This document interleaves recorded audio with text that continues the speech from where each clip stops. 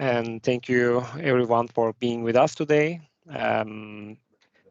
So good afternoon, morning, and evening, and welcome to this episode of IDSA Tech Talk.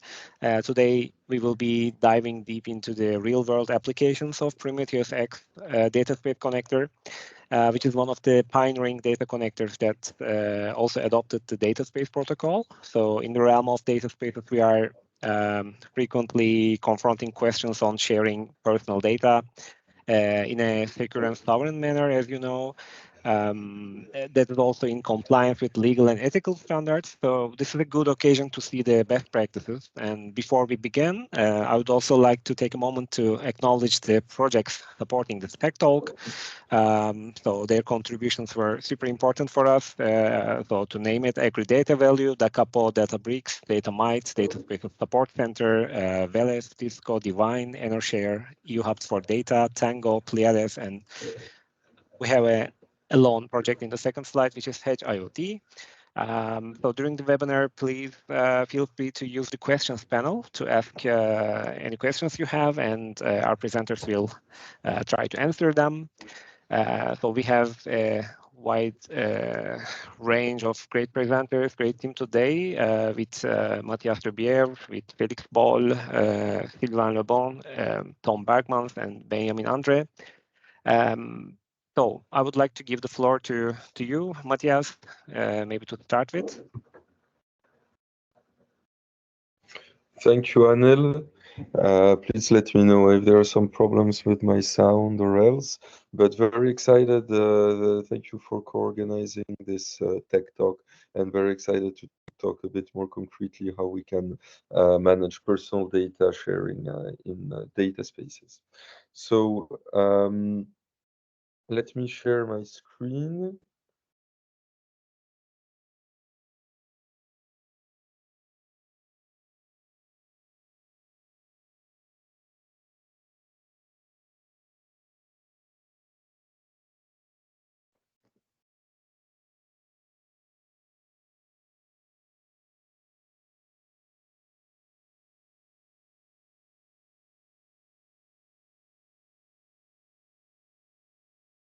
Okay.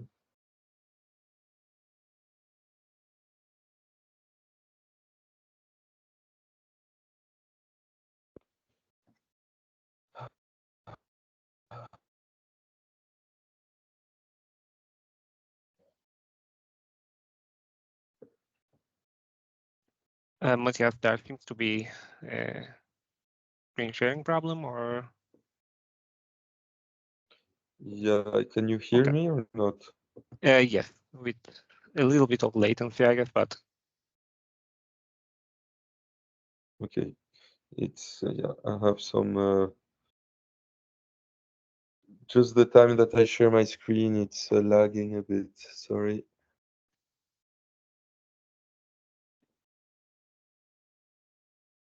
Okay, let's see.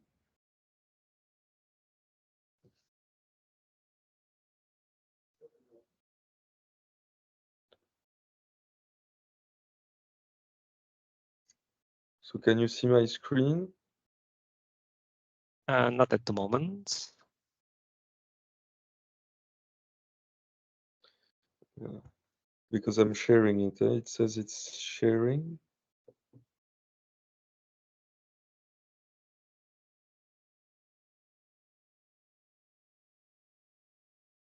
You don't see it? Can No. somebody else from the team? Yeah, do you want me have the to? slides? Do you want me to share it? Yeah, if you can, Sylvain. Sure. Yeah, thanks.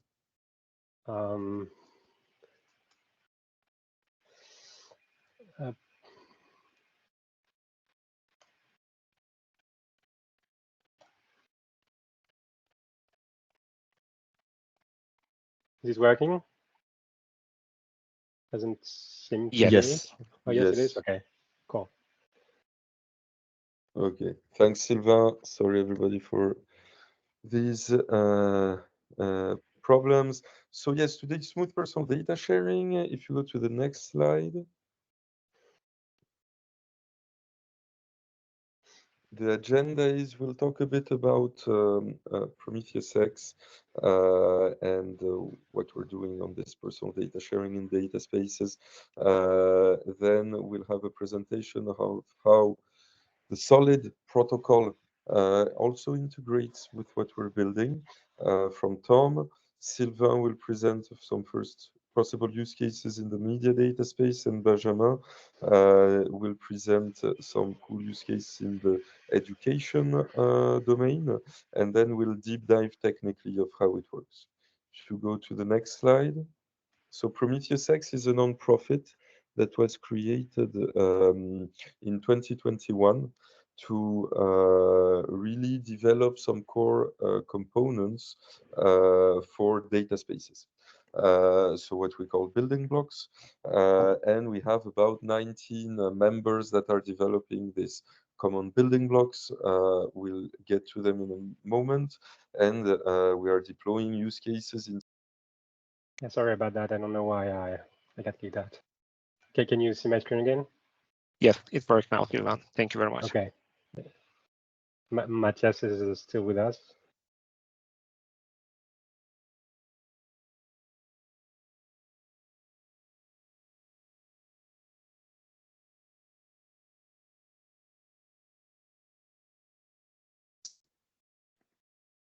Okay, so I'm back as a presenter. I got kicked out as well. Third time is the charm, I guess. So I was saying, yes, so we are working in different sectors and different data spaces with about 200 organizations across the EU and 30 of these use cases. And Prometheus-X unites all of these partners to under the same governance, the same business model for this kind of common data space infrastructure so that we can mutualize efforts and so that we can have a similar approach, especially on personal data sharing. So if you go to the next slide, Sylvain. So what we bring, and that is quite unique till now for data spaces, is this concept of personal data intermediary. In data spaces, we usually a lot talk about how organizations can share and control data, but there are a lot of use cases, as we'll see, where people should also be able to share and control their data, and they should have their own tool to manage this data sharing, be informed, manage their rights, manage their consents, and so on. And this tool we call a personal data intermediary, which is this functionalities for the person to share their data. And of course, you can choose your personal data intermediary, and this personal data intermediary does not store the data or process the data, but is rather a tool that can help you manage your data about across different data sources, data users in the data space. If you go to the next slide, it shows a bit from still a high level perspective how the PDI, the personal data intermediary, is positioned. As I said, it does not store the data, but it rather manages the permissions and the authorizations and the information between different data and service providers, but also between actors that play the role of a personal data store, where people can find all of their data into a central place and have it under their control. And these personal data stores are also connected to the data space to enable data sharing with a wide ecosystem. And in a sense, this precise role of the personal data intermediary that is quite limited allows for neutrality, because the personal data intermediary does not store, does not process the data, and is also very close to the data space model, where it's not about building some data lakes, but rather managing authorizations and data sharing between different organizations that store and process the data. And so if you go to the next slide, so the Prometheus-X model is, as you saw here, Prometheus-X is developing some core open source components to power these data intermediaries. Prometheus-X is not a platform, it's not a service, it's really some basic open source code that rely on EU specifications, such as the IDSA Protocol, Gaia-X Trust Framework, and so on. And then other organizations can take these components and operate these networks and also interconnect between themselves. And this is what we'll show a bit more right now. I wanted to show a small personal data intermediary demo, but due to this technical constraints, I won't be able to. But the next presentations will show some more concrete applications of, first of all, personal data sharing and how these Prometheus-X components can help them be put into place into a kind of data space compliant way into different domains. And we have different ecosystems. So my company Visions is operating a skills data ecosystem. There are different solid-based ecosystem that Tom and Sylvain will present. And there is the cozy cloud, in a sense, ecosystem and education use cases, and all can be interconnect and allow people to share their data inside those ecosystems, but also across ecosystems. And that is really the layer that Prometheus-X brings. And we'll finish by a presentation from Felix and the Prometheus-X Dataspace connector that connects all these ecosystems together and allows to manage this human-centric and consent management in data sharing. So now we go to Tom, which will show how this fits with personal data stores and the solid protocol. Yes, thank you, Matthias. I hope everyone can hear me. And maybe we should not change presenters, but I'll just say next slide, and then hopefully it will magically work. So we can continue to the next slide. It will. All right.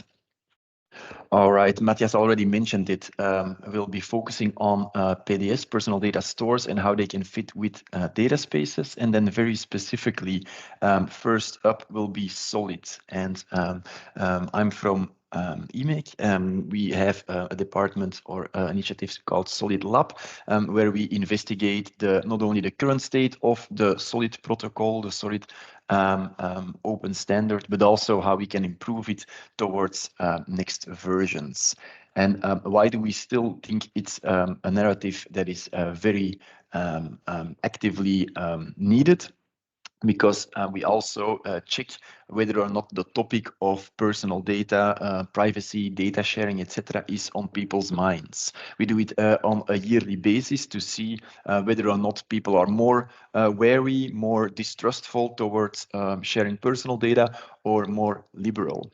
And last year, one of the key findings was that indeed citizens, so people like you and me living across, in this case, Flanders, the northern region of Belgium, clearly are increasingly distrustful towards companies to store or to give them their personal data. A little bit more than 7 out of 10 people confirms this statement as not trusting or don't trusting companies with their personal data. Let's go to the next slide. Yes, and if we look into this this attitude, then clearly we could create the picture like this, where we see that actually companies, big platform companies, combine 3 different roles or 3 different hats, if you will, that create kind of a monopoly, a platform lock-in that tries to lure users as close to their platform as possible. And you could say that identity is part of these one of these 3 data and the services that they provide. And an example could be an example that I personally use. I use a lot of the Google ecosystem to log into certain applications for my 2-factor authentication. And basically, the Google login, my Google account, is a huge part of my digital identity. On the other hand, I also store a lot of my personal documents, my information in the Google ecosystem, Google Drive. I also use Gmail quite a lot with all my personal communications, professional communications even. So that's also information that Google has access to. I use Chrome to surf and browse on the web. I more often than watching television consume content through YouTube. So actually, the Google ecosystem has a lot of information, a lot of data points on me available, and they can use it to increase their personalization of their services, improve their services, and make sure that all the services that are active in their ecosystem are really specific, really tailor-made for my desires and needs. But on the other hand, I, as a user, don't really have control over what happens with all that data, all that information. There's increasingly more, but you could say still not much transparency on what's going on within this framed box. And you could even say that there's clearly no ownership of all that personal information that these companies hold on me, the individual, even though I'm actually the one creating it. Let alone that there would be a data ecosystem towards which I could easily share data out of this ticked box to have other services use that information as well, or give other services that don't fit in this platform the opportunity to have that personalization as well. So actually, we don't have transparency, we don't have control, we don't have ownership, and we don't have an interoperable way to tap into other data ecosystems. Next slide.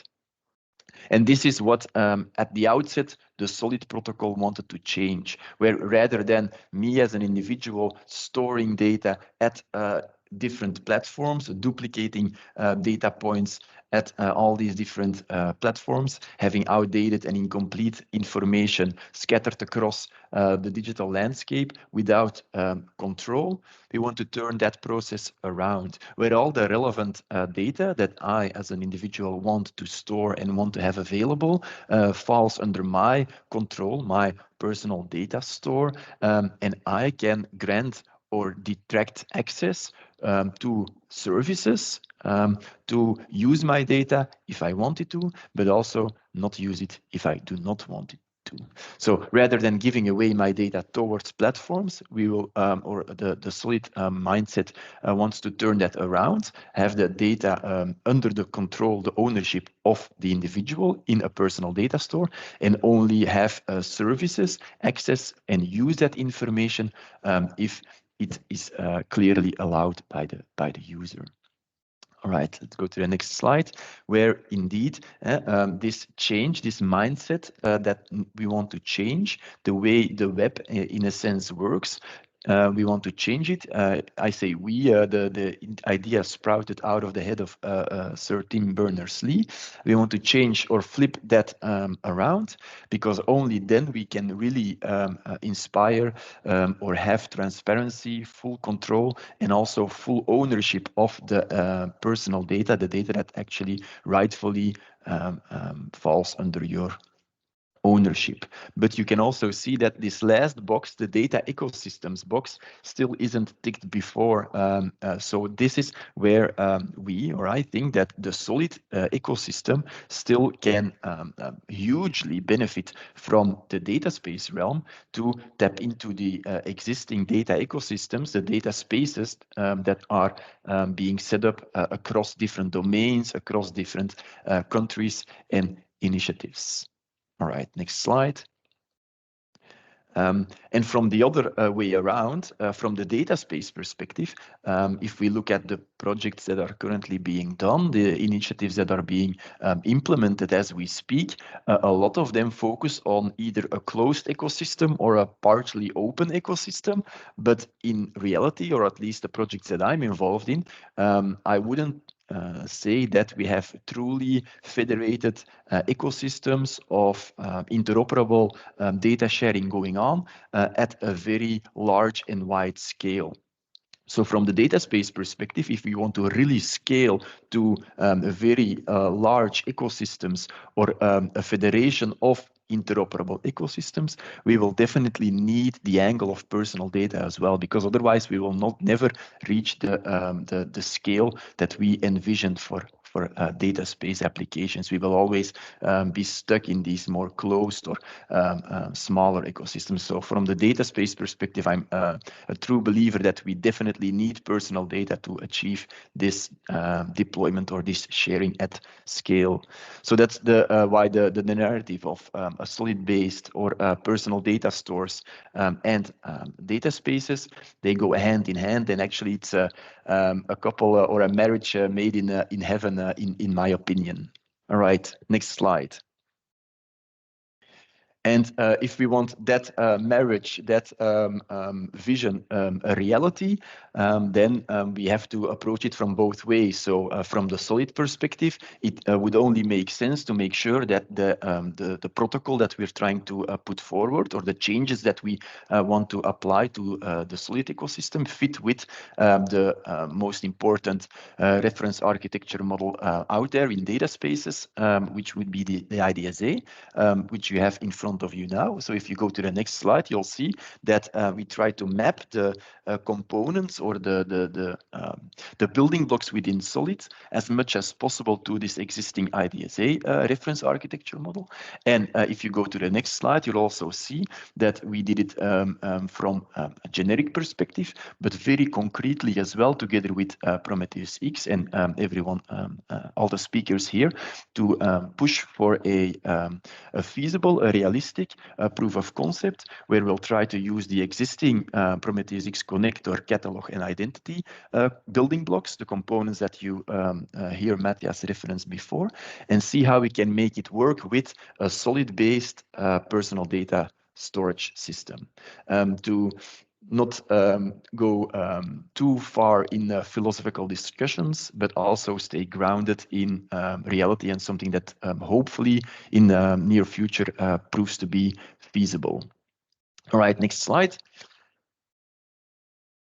And I think this sets the scene a little bit on where our short-term research sits. And I think that Sylvain, you will now talk about a very practical use case in the realms of media. Absolutely, thanks. So I'm Sylvain, I'm the co-founder of Startin'blox. Startin'blox is a data search engine for data spaces. So basically it enables, our technology enables the easy integration of data coming from the data space into the end user application, so that it becomes very easy for any end user to join a data space and integrate their use cases with all the data out there. But today I'm here more, Startin'blox is using Solid as a data plane standard. And so that we use that to unify the standard, but that also comes with the possibility of managing personal data. So that's why we're having this conversation. But today I'm talking to you more as a co-founder of the TEMS data space. It's the European Media Data Space. So it's a consortium of 43 members, of which Startin'blox is part. And so this data space, this project is co-funded by the European Commission.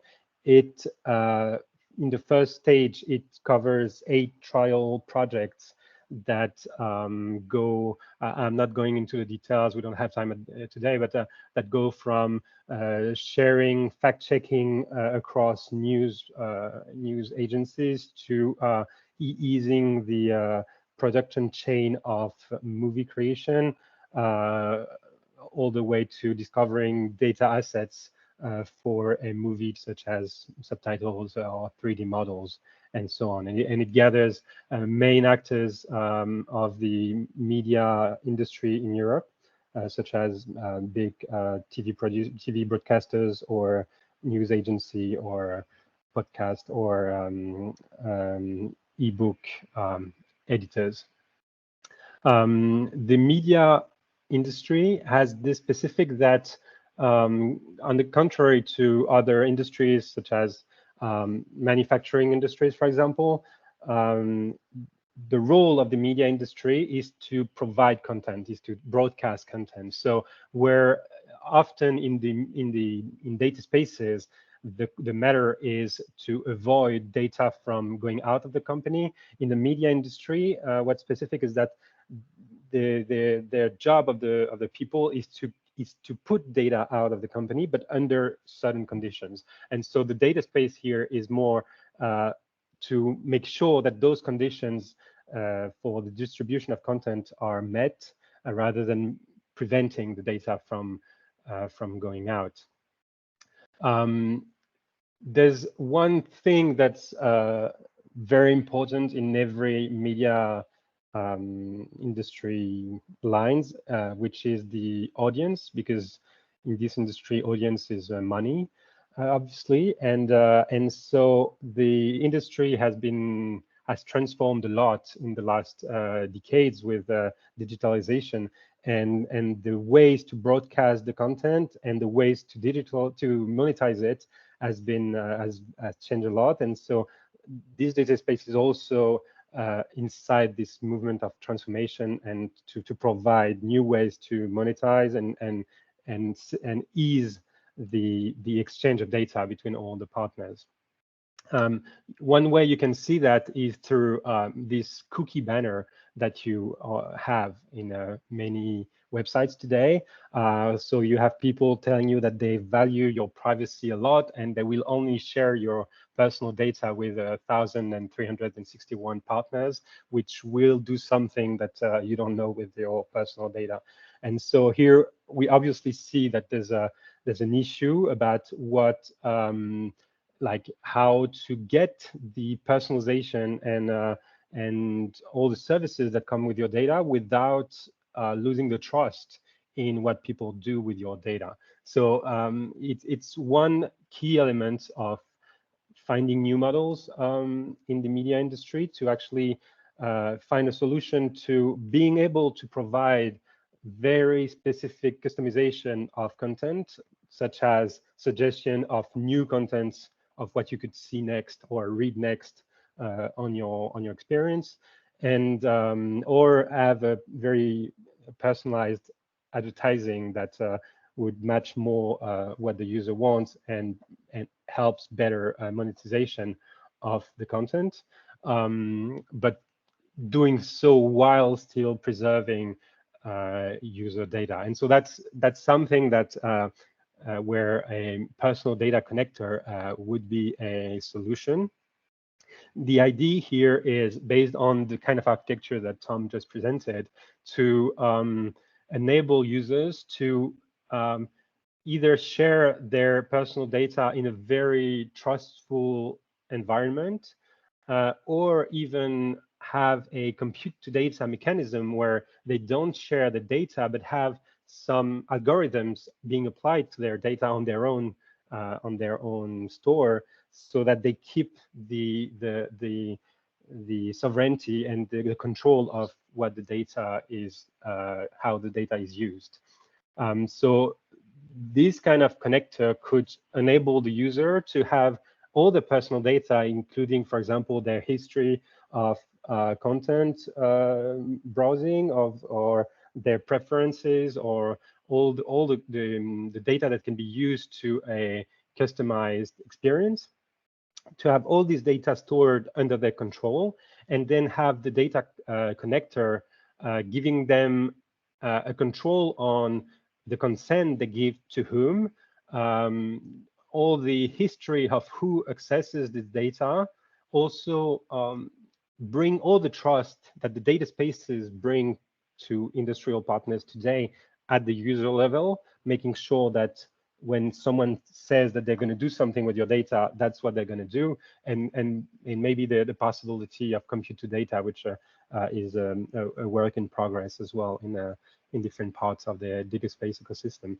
So that's the kind of things that we can expect in the media industry from a personal data connector, and so that's the direction in which we work in this area. That's all for me. I'm not sure, Matthias, did you want to? This is a slide that I still that I added. So sorry. Yeah, no worries, no worries.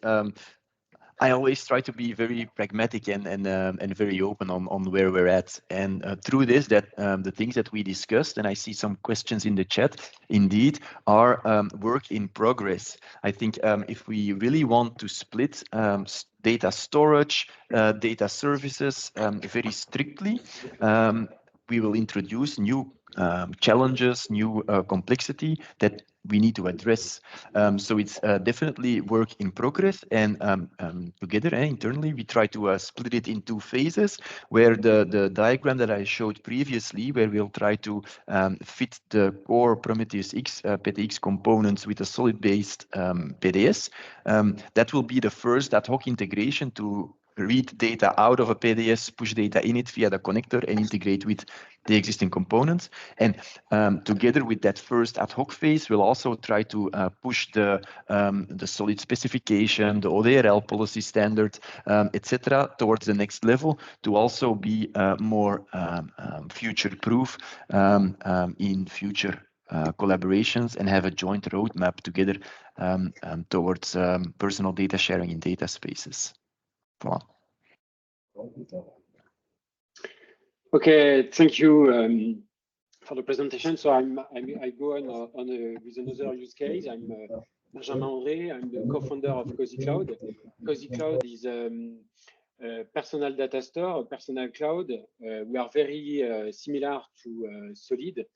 We are open source, and we started a few years before, but we do have the same philosophy and vision. But here I will focus on adaptive learning and how a personal data store can enable a new kind of personal learning assistant for education.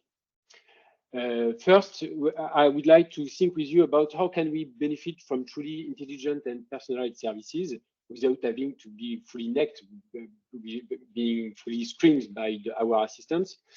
And for that, we have a contradiction to solve, because in one hand, I need my assistant to have access to all my data, and in the other hand, I need to preserve my confidentiality, which is increasingly essential at the AI era. To solve this problem, we have three solutions, I would say. A jungle of disorganized APIs, but it's a mess, and in the end, you cannot trust and control the data. Solution 2, the big platforms aggregator, universal aggregators that allow loss of economic and territorial sovereignty. It's also not a viable solution. And third, the My Data approach, where you put the end user at the central, at the core of the data architecture, with standardized and consented flows, with typically the PTX Dataspace Protocol. To summarize the vision of Cozy Cloud and of a personal data store, you have in one end a personal safe that you own and which secures your data.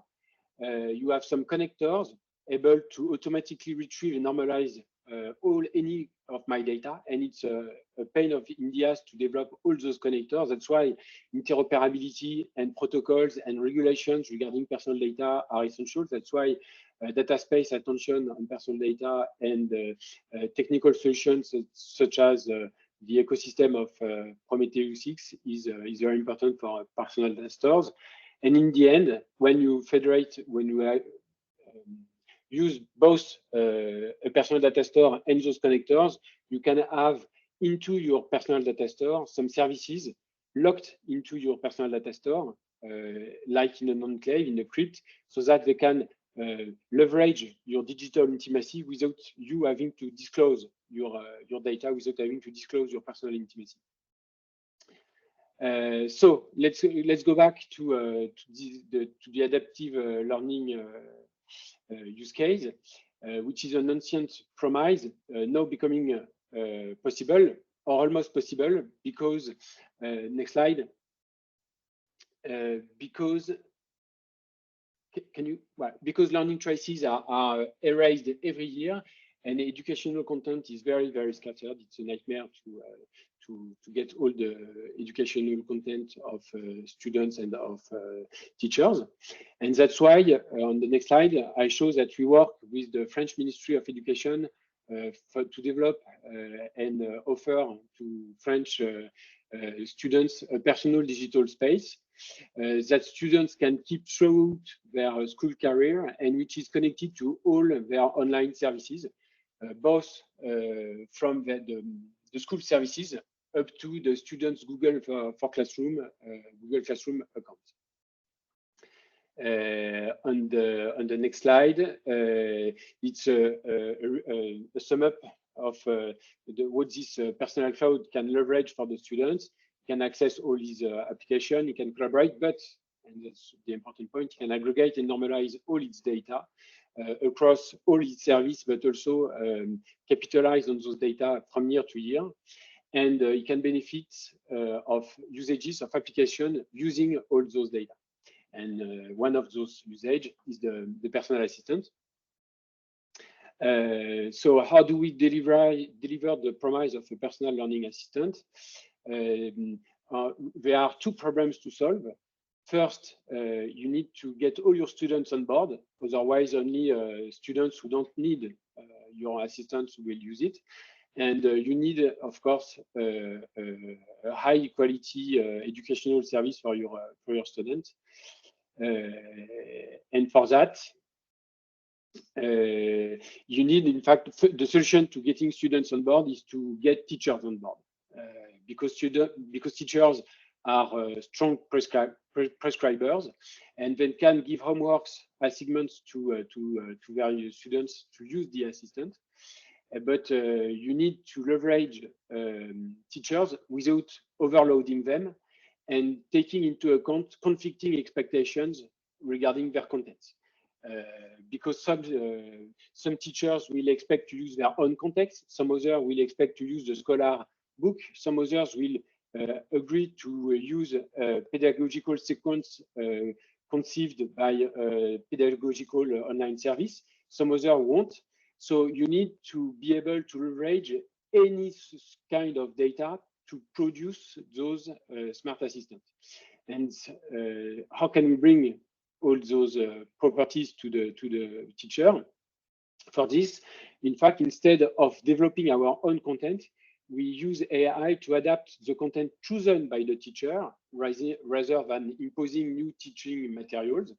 And we can leverage all those contents to automatically generate new exercises based on teachers' contents,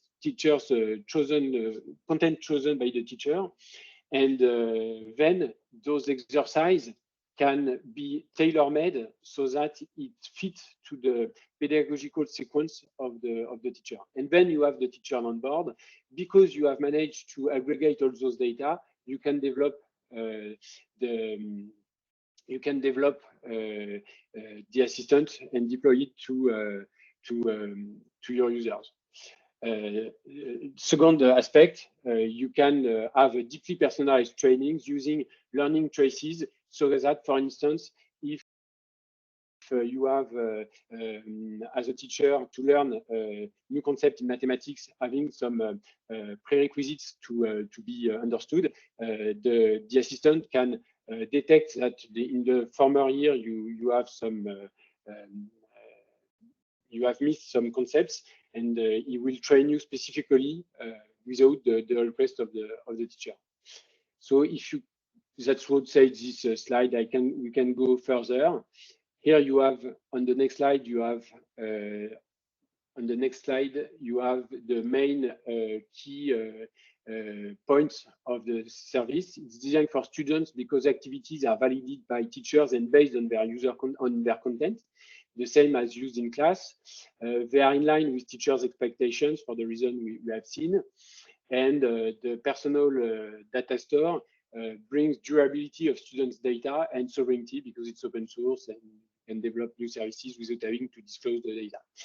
As a conclusion, on the next slide, AI creates fantastic opportunities.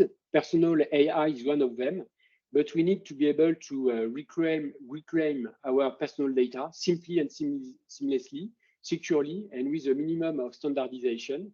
Otherwise, only the AIs of the major platforms will be able to assist us. And that's where the protocol, that's where the PTX protocol is key to scale and create an ecosystem around personal data. That's why in EU we can create the good conditions, because who can gather more data on you than Google? Well, in fact, it's you.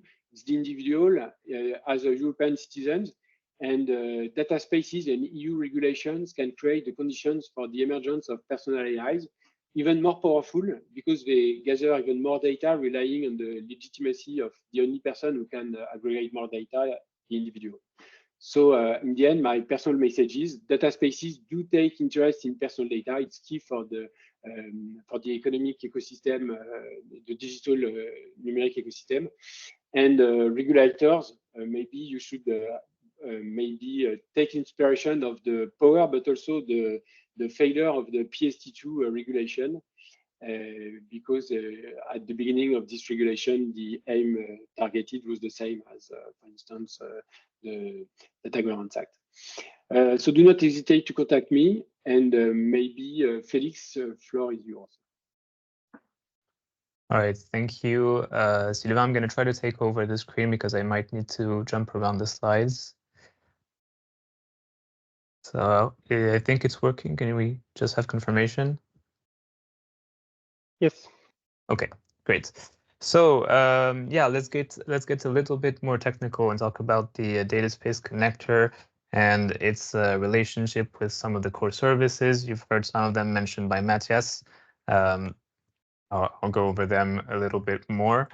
So first of all, you've seen this a similar slide from Matthias earlier on, where it shows the general architecture within Prometheus-X. So we have this data and services layer, which are essentially the organization that are participants in the data space that need to exchange data, but also need to communicate with the infrastructure layer regarding the consent service, contract service, identity, catalog, etc. And so this is why we need the connector as a way to interface the relationship and the interconnection from these organizations to the infrastructure layer, but also from these organizations to other organizations for actual data exchanges.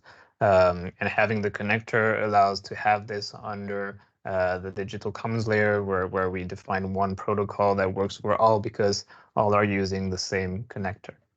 So just as also to show a little bit the intentions we have with Prometheus-X, so we're kind of a fusion from principles taken from IDSA and Gaia-X.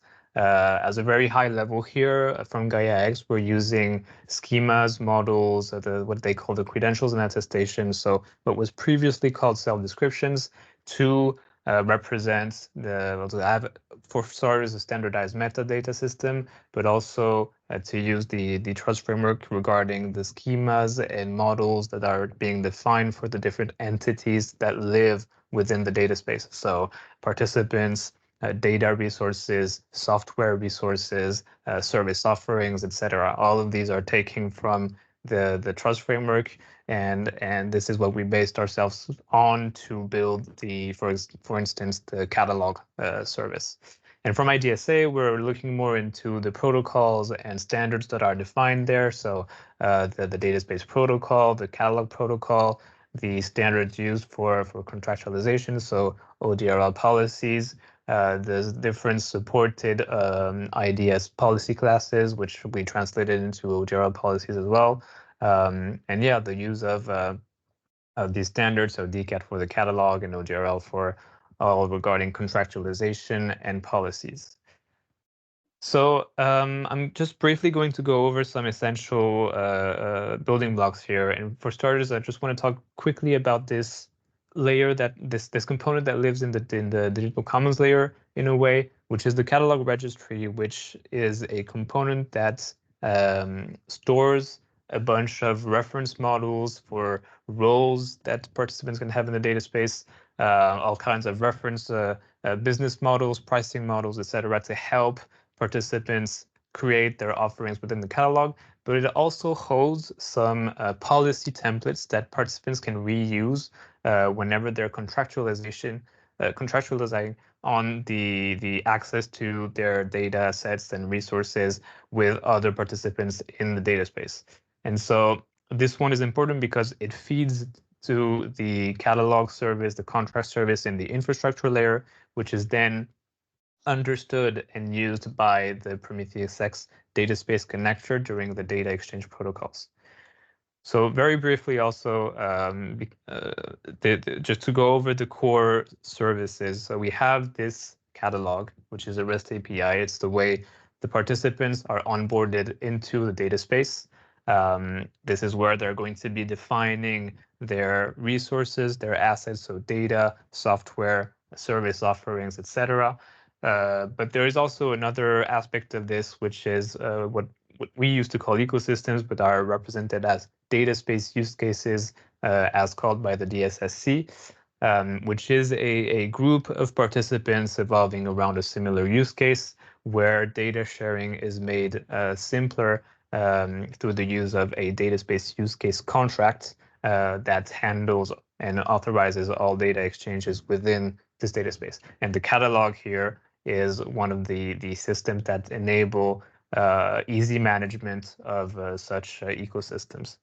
And of course, so we have also all this aspect of configuration of roles, rules, and responsibilities of participants within ecosystems and the data space. And it acts as, because it interacts with this registry of policy templates, it has a streamlined process for configuring policies on the service offerings defined by participants in the data space. In the same line, so we have the contract service, which is one of the other core components. And the contract service is really, really simple to understand, right? It needs to be able to generate contracts, either bilateral contracts or ecosystem contracts, as I was saying just before, the data space use cases. It needs to handle policy injection. It needs to be able to understand ODR policy management.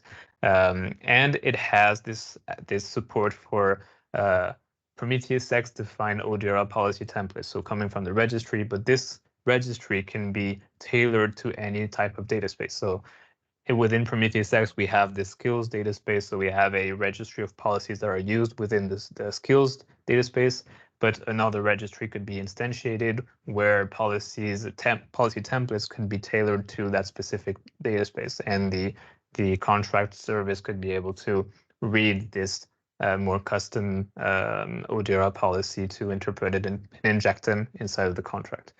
And of course, the last essential feature of the contract service is being able to apply contract signatures to the contract for them to be validated and used within data exchanges. So this was an overview of just the core building blocks that are used by the connector and that interact with the connector. But now we're going to go into the one that interests us regarding personal data.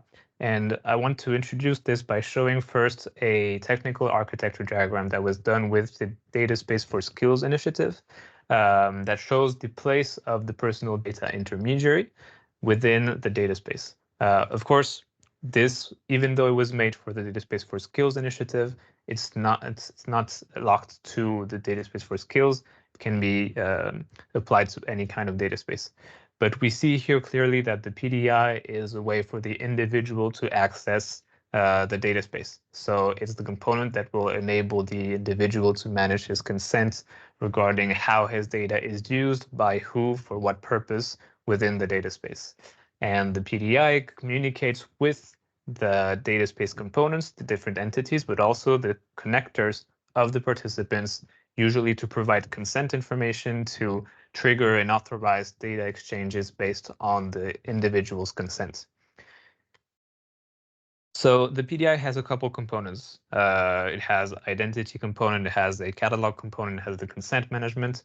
Just briefly, so it has a component for a catalog for the individual to enable the individual to be able to browse data sets, services, etc., that could be interesting for him and his usage in the data space. This is minor, we're not going to be spending time on, but this is the one that interests us with the consent management, because it's the one that's going to be in a helping and allowing the individual to control how his data is used and give transparency to the individual regarding the use of his data within the data space.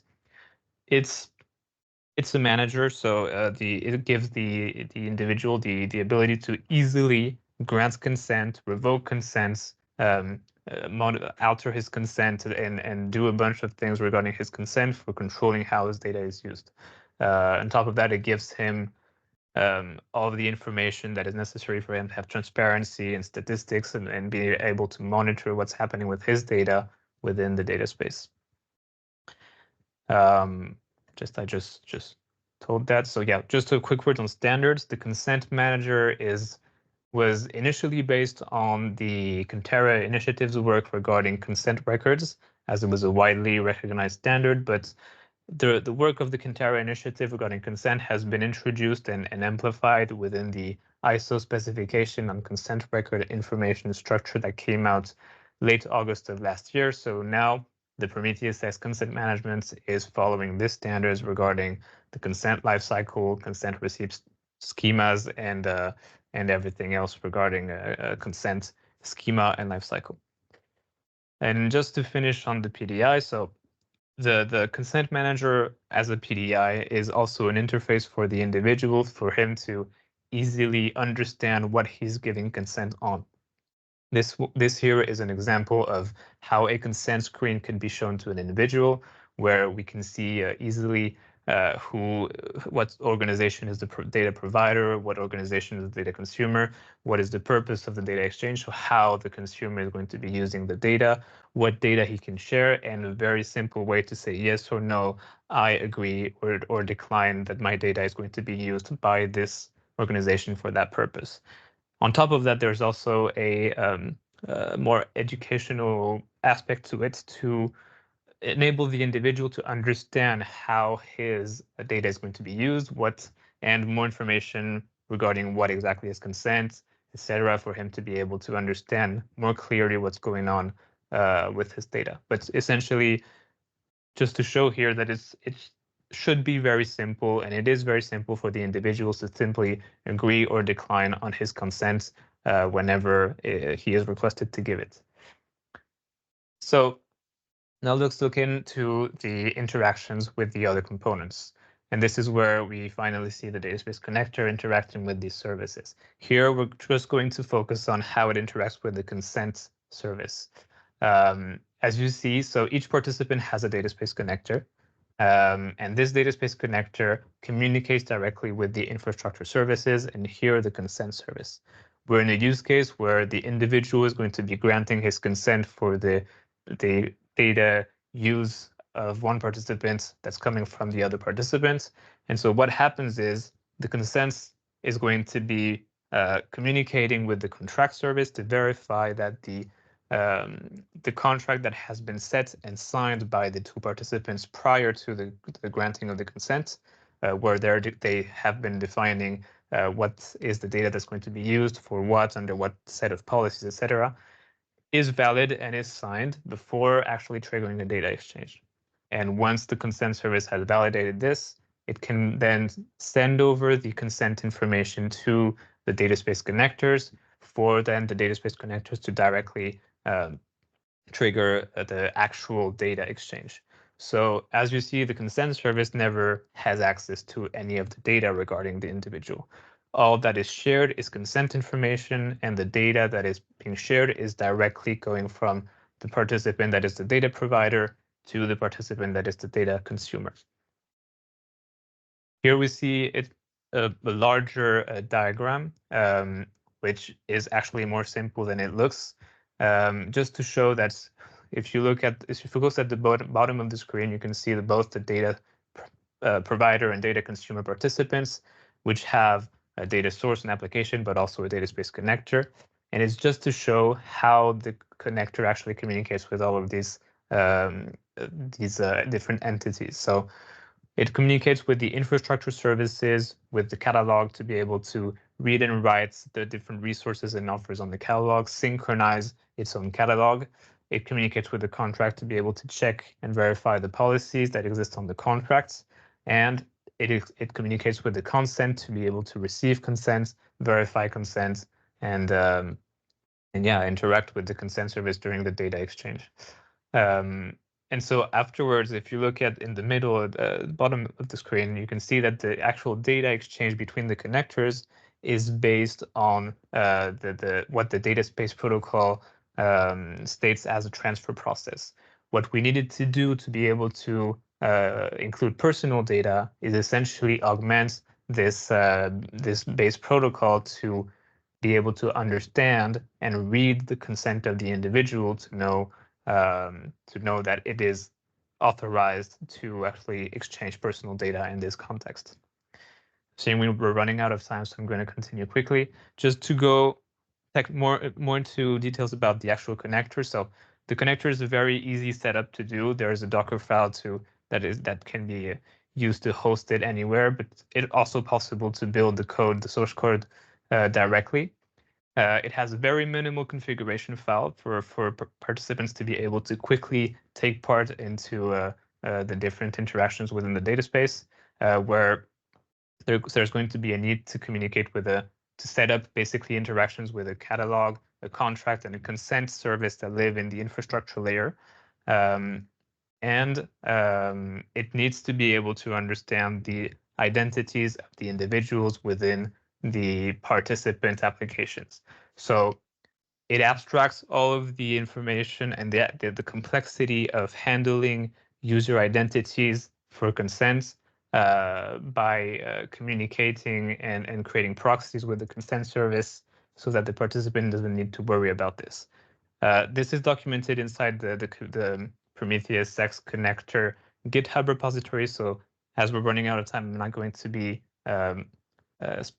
continuing on this, but feel free to go ahead and take a look at this documentation. I just want to finish by showing very quickly the connector in action. So within the consent-driven data exchange, here you can see that the individual starts by granting his consent. The contract is verified within the contract service. So the status of the signature is verified. Then the data exchange trigger is made possible thanks to this verification of the contract. And the data exchange trigger includes the consent. Now that we have this data exchange trigger made possible, the connector of the provider was going to be generating an access token for the consumer to use. And the consumer is going to be making this data request with this token and with the consent to be able to, at the end, recuperate the data using a basic data transfer process that we've taken from IDSA. Just to conclude, because we're at the end of the presentation now, we are working on a document to make a proposal on enhancing the IDS transfer process with consent management. And so this would include new message types, including the consent information and an updated sequence diagram flow. But it's a proposition, it's a work in progress. So this should be addressed in the relevant working groups to be able to, get the next steps done and get the consent management inside of these protocols to try and aim for standardization. I'm going to stop here. I don't know if Anil, you want to take over? Yes, thank you very much, Felix. That was super interesting as the other presentations. So yeah, as you mentioned, we are out of time at the moment. That was an excellent episode, really. Thank you very much to all presenters and to all the audience who is here with us. And apologies for the technical problems that we had in the beginning. And yeah, we are just looking forward to have maybe sequels or continuation of these presentations. And wish you all a great evening, morning, afternoon, so wherever you are connected from. Thank you. Bye-bye. Thank you, everybody. Thanks for organizing. Bye-bye. Don't hesitate to contact us. We didn't have a lot of time for questions. but please reach out to us if you want to use it or have extra questions. And have a good evening.